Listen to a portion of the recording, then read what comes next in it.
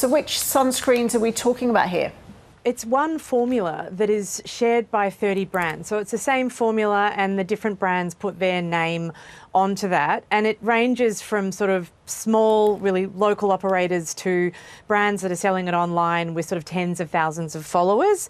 Probably the most high profile of those brands is a Surf Life Saving Australia brand. And I should say straight off the bat that they have told the ABC that they're looking seriously into this. But essentially these are sunscreens that are made with zinc, and that zinc is provided by an Australian zinc supplier to a company that it has some relationship with that makes this one formula, and that company is called VeganicSKN. It's based out of Brisbane, and it makes this private label formula that it sells to brands to put their brand on.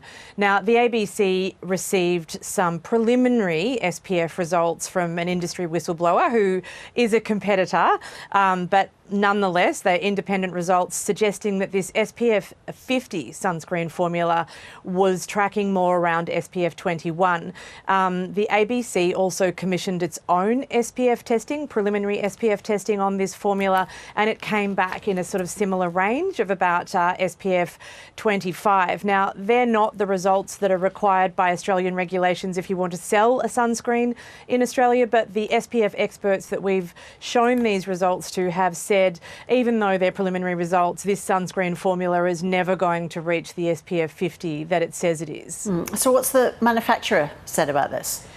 The manufacturer has strongly criticised the use of preliminary results to suggest that its SPF isn't working. It's sort of pointed out that, you know, this testing, which is done on people, should be done on 10 people, and these are tests that have been done on 3 and 5 people and have suggested that therefore they shouldn't be taken seriously. They've also had some criticisms about the target that was tested and suggested that the results could have been manipulated to be artificially low because the target was set wrong.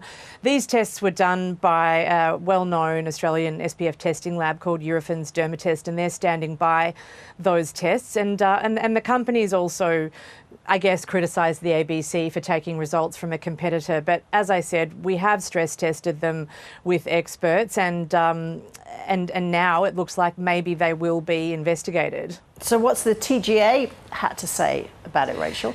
Well, the TGA confirmed to us that they do take preliminary results that could suggest that a sunscreen isn't meeting its SPF label seriously, and that they will take the material that we've forwarded to them seriously and have a look at it and decide whether to investigate and then take action from there as appropriate.